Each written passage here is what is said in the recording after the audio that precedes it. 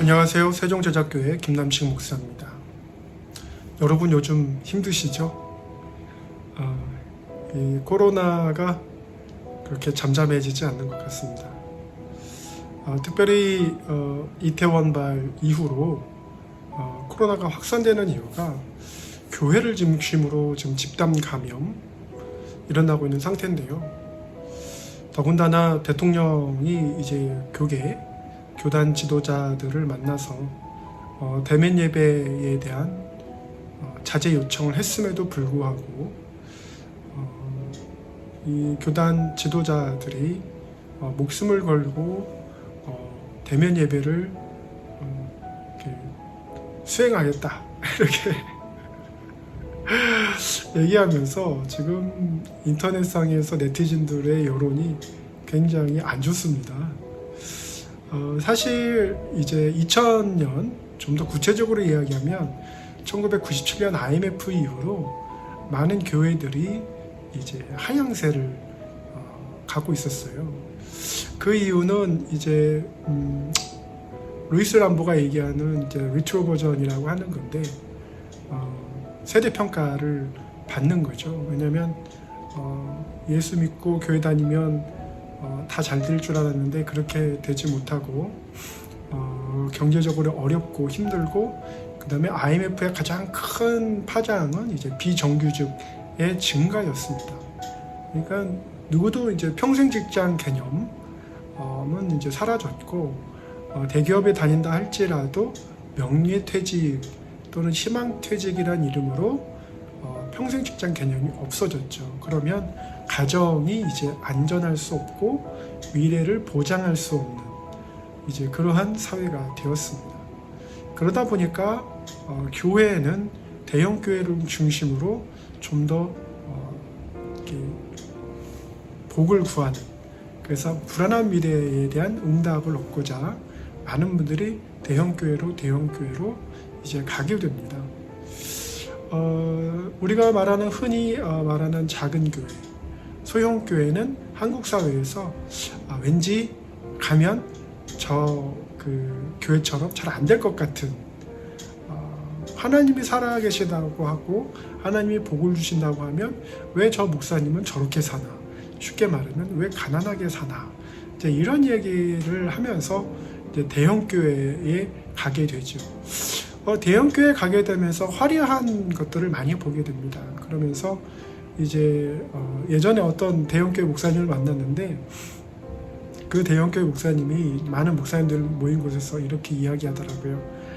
자녀가 잘 되어야 된다. 자녀가 유학도 가고 그래서 예수 믿으면 목사님처럼 저렇게 잘 될 수 있다라는 본을 보여줘야 된다, 이렇게 이야기를 했습니다. 참 그 이야기를 들으면서 세상적으로는 맞는 얘기인데 성경적으로는 맞지 않는 이야기죠. 왜냐하면 우리가 초대교회를 보면 많은 사도들이 순교당하고 고난당하고, 그분들은 2000년 전에 예수님을 직접 본 분들이에요. 직접 거닐고 직접 같이 자고 먹고 직접 그 예수님 메시아로부터 직강을 들으신 분들입니다. 그런 분들이 오히려 솔로몬보다 더 잘 되면 잘 돼야 되는데 어떻게 됐어요? 사도 요한은 반모섬에서 유배되고 거기서 생을 마감합니다. 참 초라한 인생이에요. 그렇다고 해서 사도 요한이 뭐 큰 목회를 하고 뭐 많은 제자들을 삼았느냐? 그렇지도 않아요. 폴리카베라는 제자 한 명 만들어 놓고, 물론 그 이후에 많은 그 영향력은 2000년이 지나도 있지만, 당시에 봤을 때는, 로마 사람들이 봤을 때는, 그리스 사람들이 봤을 때는 정말 초라한 거예요. 정말 저 사람이 메시아인 하나님의 아들인 예수 그리스도를 믿고 생을 저렇게 마감하는가? 우리가 믿는 신들은 우리에게 복을 주고 많은 재물을 주고 그러려고 우리가 믿는 건데, 저 예수를 믿는 사도 요한도 별 수 없구나 라는 생각을 충분히 했을 수 있어요. 그런데 사도 요한은 어떻게 했냐면 아무도 보지 못하는 마지막 때를 보고 요한계시록을 적게 됩니다. 이후에 많은 그리스도인들 2000년 동안 요한계시록을 보면서 다시 오실 예수 그리스도를 기다리고 또 기다리고, 그러면서 생을 마감했습니다. 이제 이런 것을 봤을 때에 한국이 기독교를 과연 어떻게 볼까 보면 일단 커야 되고 많이 모여야 되고 그 세를 과시해야 많은 사람들이 모여야 즉 다르게 말하면 보편적이어야 진리구나 라고 말을 하는 것 같습니다.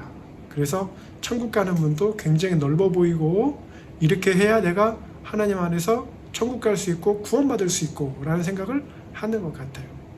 예를 들면 여러분 이제 신천지하고 얘기를 해보면 그들은 어디에 관심이 있냐면 제자의 삶에는 관심이 없어요.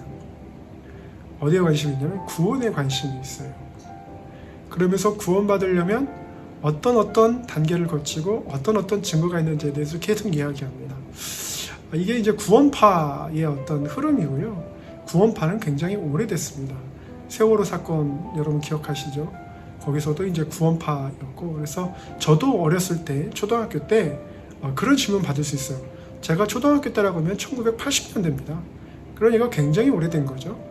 그래서 1980년대에 길 가다 보면 예수 믿습니까? 이렇게 물어보면 네 믿습니다. 구원받았습니까? 네 저는 구원받은 걸로 믿고 있어요. 그러면 그 다음 질문이 뭡니까?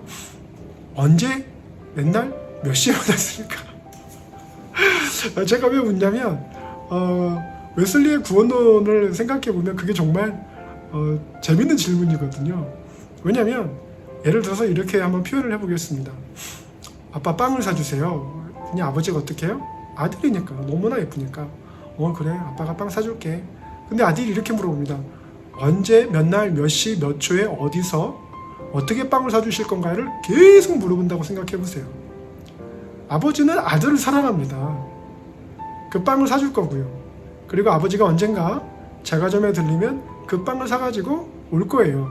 그런데 그거를 아들이 정확히 알 수는 없어요. 그런데 아들이 몇 시에 계속 빵을 사줄 거냐고 줄줄줄 따라다니면서 물어보면 다른 마음씨 좋은 아버지들은 잘 대답해 주시겠지만 저 같은 사람은 짜증이 날 것 같아요. 그리고 뭐라고 하냐면 맨날 며칠 몇 시 몇 초에 어떻게 사줄까요? 라고 친절하게 대답하기 대신에 사준다고 했잖아. 아버지의 약속을 못 믿는 것에 대해서 짜증이 날 것 같아요. 물론 하나님은 그렇게 짜증을 내시는 분은 아니지만 예를 들어서 그렇습니다. 그래서 제자들이 물어봅니다. 언제 다시 오시냐? 그거는 아버지만이 아신다라는 거죠. 그럼에도 불구하고 이단들은 이제 그런 구원론에 얽매여서 몇 날 며칠 몇 시에 뭐 이런 걸 계속 물어보고요. 어떤 조건들을 계속 물어봅니다. 그러나 그 웨슬리의 구원론을 보면 가장 중요한 것은 하나님이 약속하신 거고 그 약속하신 구원의 모습을 따라서 이제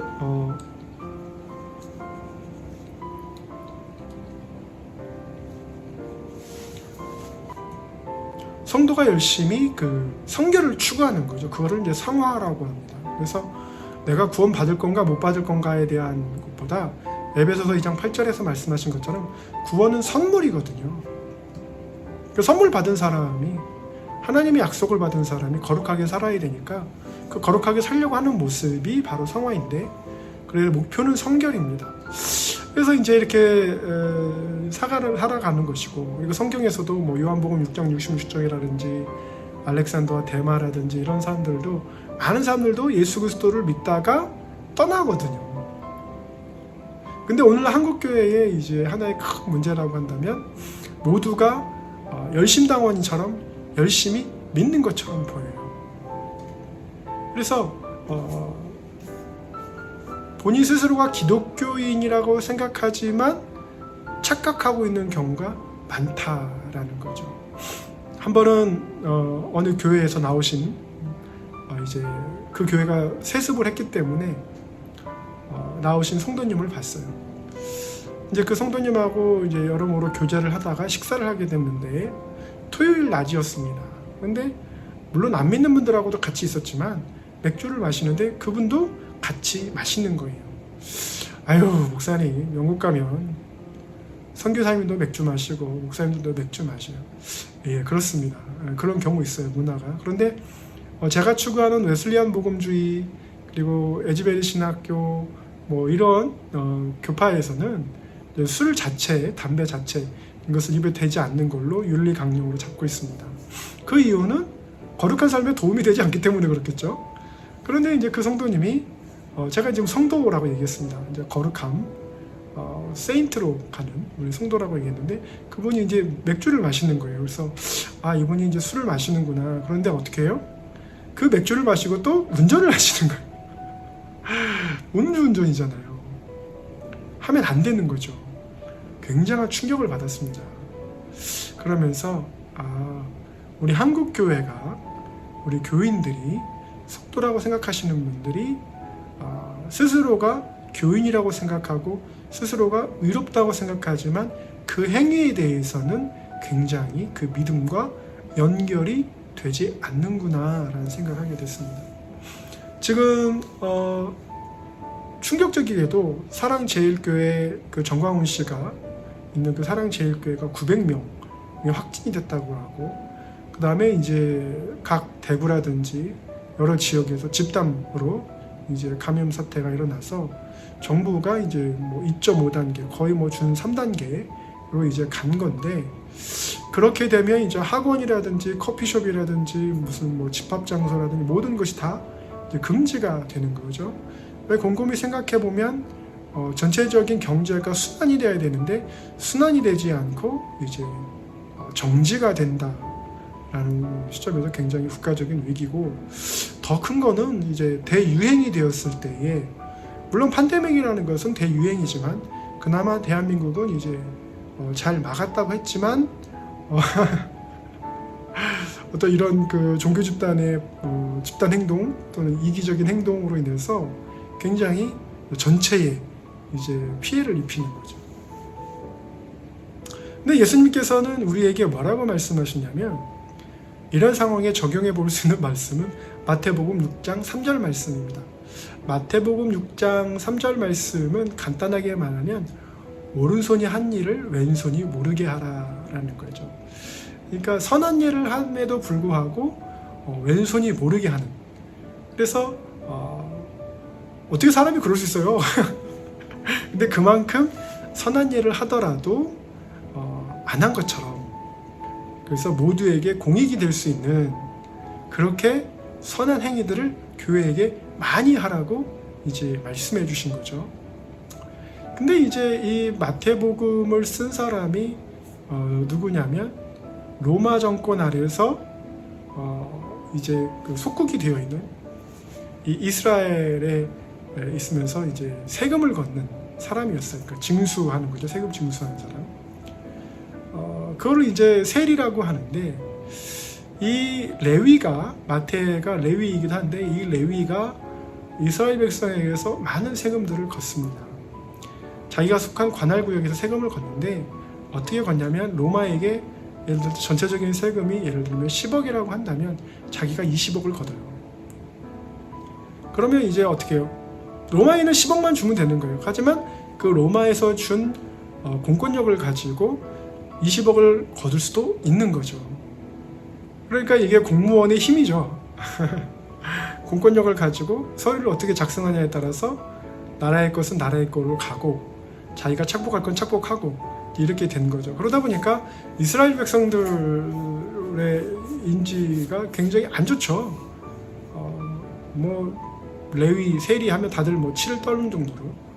근데 그런 그 마태에게 예수님께서 뭐라고 말씀하시냐면 선한 일을 할 때에 특별히 charitable deed라고 하는데 이 charitable이라는 것은 내가 관용을 베풀어서 없는 사람에게 나눠줄 대신 내가 우월감을 가진다거나 그 사람을 지배한다거나 그러는 건 아니죠. 그래서 굉장히 그 겸손한 마음으로 하면서 오른손이 한 일을 왼손으로 모르게 하라. 그러니까 레위의 삶하고는 정반대죠. 자기가 높은 곳에 있으면서 아랫사람 찍어 누르면서 그들의 고혈을 받는 사람이었는데 오히려 그들을 윤택하게 하면서도 그거를 아무도 모르게 해라 라는 말씀을 예수님께서 해주신 거예요. 그러니까 교회의 사명은 이럽니다. 아픈 사람들에게, 부족한 사람들에게, 필요가 있는 사람들에게, 궁핍한 사람들에게 나눠주는, 그러면서도 티를 내지 않고 조심조심 그 사람의 인권을 지켜주고 그 사람의 프라이버시를 지켜줘야 되는데, 어느 한 교회에 가니까 교회 입구에 굉장히 입구가 큽니다. 오래된 교회라서. 근데 그곳에 하나의 어떤 그 나무 박스를 만들어놨어요. 나무 박스를 만들었는데 그 나무 박스에 뭐라고 써있냐면 사랑의 쌀 이렇게 써 있습니다. 사랑의 쌀이 이제 있는데 그 뒤주 같은 곳에 이제 쌀을 넣어놓은 거예요. 그러면 이제 쌀을 이제 여러 사람이 갖다 놓겠죠, 교회에서. 우리가 그것을 이제 성미라고 하는데, 보통 이 성미는 본인이 이제 식사를, 우리가 이제 어려웠을 때, 60, 70년대 어려웠을 때 밥을 하기 전에 어느 일정량을 떼어서 이제 목회자를 섬기기 위해서 그걸 담아뒀다가 주일이 되면 그 모은 쌀을, 몇 끼마다 모은 쌀을 이제 교회에다가 성미를 합니다. 그래서 헌금 명단뿐만 아니라 성미 명단도 있었어요. 그래서 누가 이렇게 성미를 헌물하셨습니다. 그래서 교회에 이렇게 박스가 있었습니다. 성미함, 성미함을 이렇게 넣어놨습니다. 저도 이제 어렸을 때 중학교 때인가요? 어느 권사님께서, 성미 담당하시는 권사님께서 목사님들 갖다 드리라고 그 성미를 모아서 이제 한 말 정도 됩니다. 그래서 한 말 정도 되는 쌀을 이제 타택에 갖다 드리는데, 그때 마음이 굉장히 어땠냐면 뭔가 선한 일을 하는 것 같았어요. 물론 제가 성미를 하지 않았지만 배달하는 것 자체만으로도 마음이 굉장히 거룩하고 굉장히 기뻤습니다. 그래서 돌아오는 발걸음도 굉장히 신났죠. 그런데 이제 나중에 신대원을 다니면서 성미를 받았습니다. 감사하게도 성도님들께서 이제 성미를 이렇게 주셨는데, 성미를 가져와서 보니까 어떻게 해요? 쌀이 여러 종류의 쌀이에요. 놀랍죠? 한국에서 나는 쌀이 다 똑같을 것 같은데 여러 종류의 쌀이에요. 거기에다가 이제 쌀벌레도 생긴 것도 있고, 그러니까 섞이다 보니까 굉장히 이제 벌레들이 많은, 그리고 이제 밥맛이 이제 일정치 않은. 그래서 과거를 돌려봤을 때 나는 기쁜 마음으로 갖다 드렸는데 드시는 전도사님이나 사모님은 좀 괴로웠을 수도 있겠구나 라는 생각을 했었습니다. 그런데 이제 교회가 지역 주민을 섬기는데 이렇게 쌀을 갖다 놨어요. 여러분 땡볕에 그렇게 함에다가 쌀을 여러분 보관을 하나요? 잘 모르겠습니다. 그런데 그 밥맛이 어떨지도 잘 모르겠습니다. 그러나 그것을 가져가시는 분이 과연 가져가실 수 있을까? 그 쌀을. 어느 날은 보니까 그 쌀함이 이제 교회의 안쪽 깊은 곳에 들어가 있더라고요. 그러면 이제 누가 말했겠죠. 햇볕에 이렇게 놓는 거 아니다. 하다 보니까 뒤에 안쪽으로 갔는데, 그러면 그 쌀을 가지려고 교회 안 다니시는 분이 이제 와서 그 쌀을 고개를 숙여서 들고서 가져가셔야 되는데, 안 꺼내봐서 모르겠지만 검정 봉다리면 그나마 좀 낫겠지만 그냥 그대로 하얀 봉다리면 좀 창피할 수도 있겠죠. 지금 우리가 21세기 온라인 세대고 쇼핑하는 세대고, 그래서 방법은 여러 가지가 있을 수 있겠죠. 하나는 동사무소를 통해서 생계가 어려우신 분들 사회복지과에 알아봐서 그분들에게 이제 온라인으로 택배로 이렇게 보내줄 수도 있고, 뿐만 아니라 자녀들이 있다면 그 자녀들에도 필요가 없는지에 대해서 알아볼 수도 있고, 참 이런 여러 가지가 있을 수 있는데 왜 그걸 갖다 놨을까? 대로변에다가. 마태복음 6장 3절 말씀하고는 전혀 다른 거죠. 이런 섬기는 일에 너무 티가 나면서도 너무 민망한 일이 생긴 거죠. 근데 더군다나 교회가 이런 좋은 일을 할 의도가 있을 때 비판을 받잖아요. 그런데 애국한다고 말하면서 각 교회에다가, 대형 교회에다가 몇만 명, 몇천 명, 그래서 할당량을 줘서 광화문에 모이게 해서 그렇게 했다. 근데 이제 보수 언론 또는 이제 보수 언론이라고 하면 왠지 정통해 보이니까 좀 편향된 언론들을 보면 왜 그때 민주노총도 모여서 2,000명이 모여서 했는데 왜 안 하느냐, 그건 거기 문제잖아요. 중요한 거는 민주노총이 교회는 아닙니다. 민주노총은 그야말로 그들의 이익을 위해서 모인 거고, 교회는 마태복음 6장 3절에서 말한 것처럼 지역사회를 섬기려고 모인 하나님의 백성들인데, 하나님의 백성들이 모여서 그들이 만약에 하나님의 백성이라고 생각한다면 바이러스를 퍼뜨리고, 그리고 일당을 받고 각 지역에 가서 동선에 대해서 거짓말하고, 이렇게 되면은 말씀대로 보면 오른손이 왼손을 이유 없이 때리고 서로 막 때리고 성경 말씀하고는 전혀 상관없는, 그리고 적어도 마태, 세리, 레위는 돈만 걷었습니다. 뭐 세균전을 한 건 아니고, 이스라엘 백성을 죽이자고 세균전을 한 건 아니에요. 근데 교회가 세균전을 하면서 코로나 바이러스를 극도로 확산시키는 이런 일을 하는 것에 대해서 상식과 신앙을 생각해 보게 됩니다. 교회 안 다니는 사람들이 어쩌면 때로는, 아니면 대부분 보면 인간관계에서도 상식선을 지키는 경우가 많아요. 어떤 그 선을 넘지 않는 경우가 많습니다. 그러나 교회의 경우는 상식의 선을 넘는 경우가 굉장히 많습니다.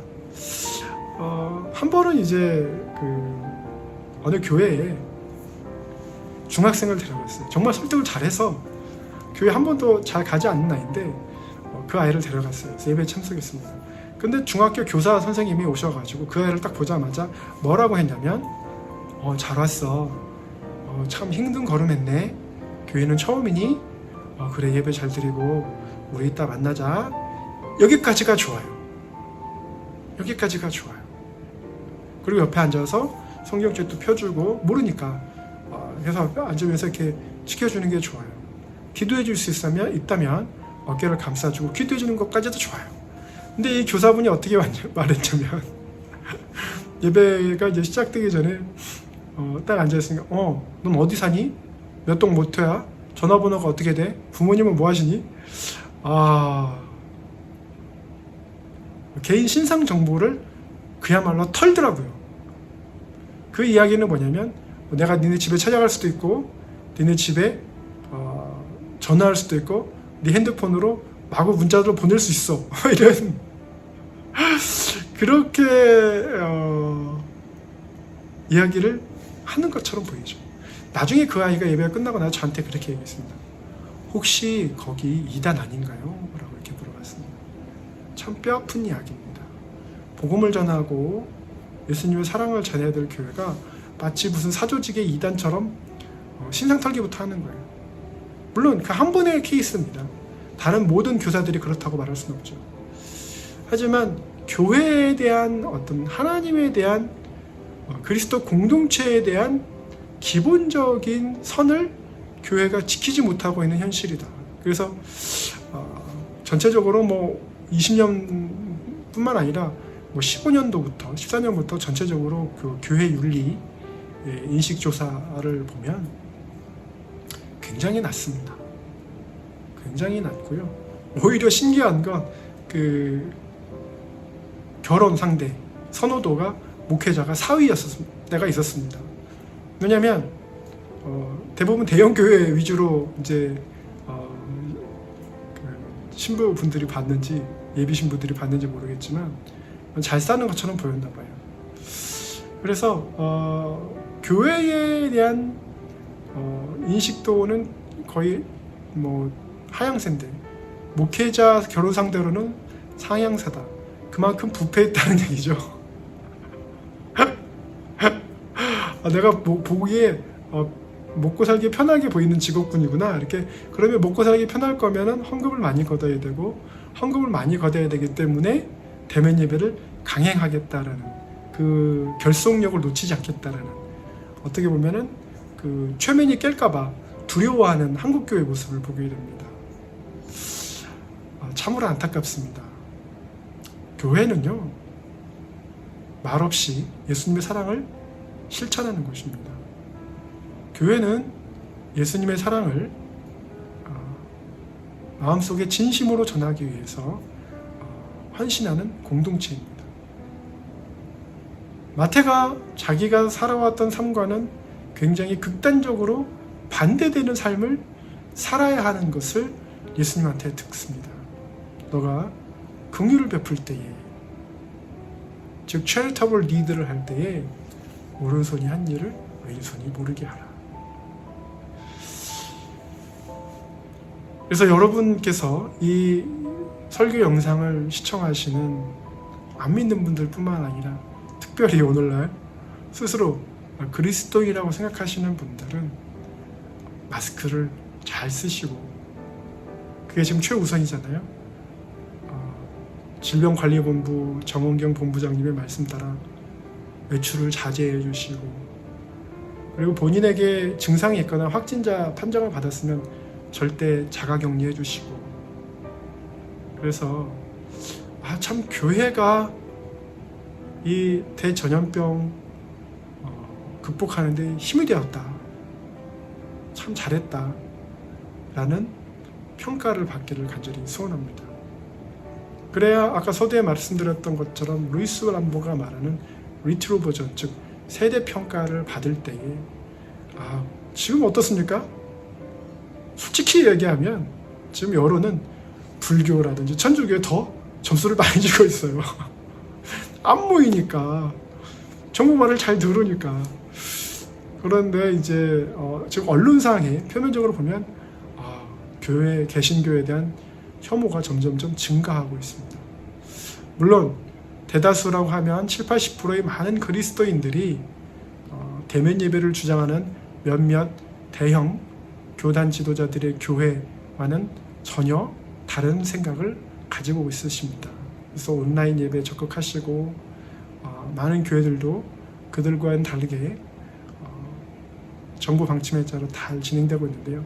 예수님께서 말씀하신 것은 오른손이 한 일을 왼손이 모르게 하라고 한다는 것은 지역사회를 위해서요, 정말 열심히 선한 일을 행하되 교회가 칭찬을 받을 일은 없는 겁니다. 왜냐하면 당연한 일을 하는 거기 때문에. 지금 당연하게 하지 말아야 될 일을 몇몇 교회들이 해서 전체 개신교가 굉장히 나쁜 평가를 받고 있는데 괜찮습니다. 지금 알곡과 가라지를 구분하는 시기예요. 혹시 우리 교회는 참 잘하고 있는데, 우리 교회 성도님들은 참 잘하고 있는데 남들 때문에 욕먹는다? 그냥 욕 먹어야 됩니다. 왜냐하면 그들도 잘못된 하나님의 말씀을 가지고 잘못된 행동을 하고 있기 때문에 그들을 위해서 중보하고 그들을 대신해서 회개하고 그들을 대신해서 욕을 먹을 수도 있는 겁니다. 왜냐하면 우리가 바르게 살지 않았기 때문에, 우리가 좀 더 모범을 보여주지 않았기 때문에 그러한 일들이 벌어지는 거거든요. 대신에 처음 코로나가 발생했을 때, 처음 신천지발 코로나가 확산했을 때 제가 영상을 통해서 드렸던 말씀인데요. 전도를 잘 하셔야 됩니다. 단순히 일당 받고 버스 타고 광화문 갈 수 있는 그런 사람들을 전도했다라고 말하시면 굉장히 곤란하고요. 전도했다라는 것은 제자를 만드는 제자, 즉 예수님 말씀대로 그대로 행하고 실천하는 사람을 만들고 그 사람이 또 다른 제자를 만들 수 있도록 그러한 확산을 일으켜야 됩니다. 그러한 증식을 일으켜야 됩니다. 그래서 우리 믿는 분들이 오히려 안 믿는 분들에게 회개하고 용서를 구하고 대신에 예수님의 말씀은 사실은 이렇습니다 라고 전할 수 있도록 늘 온유하고 겸손한 마음으로 겸비되시기를 예수님의 이름으로 축원합니다. 감사합니다.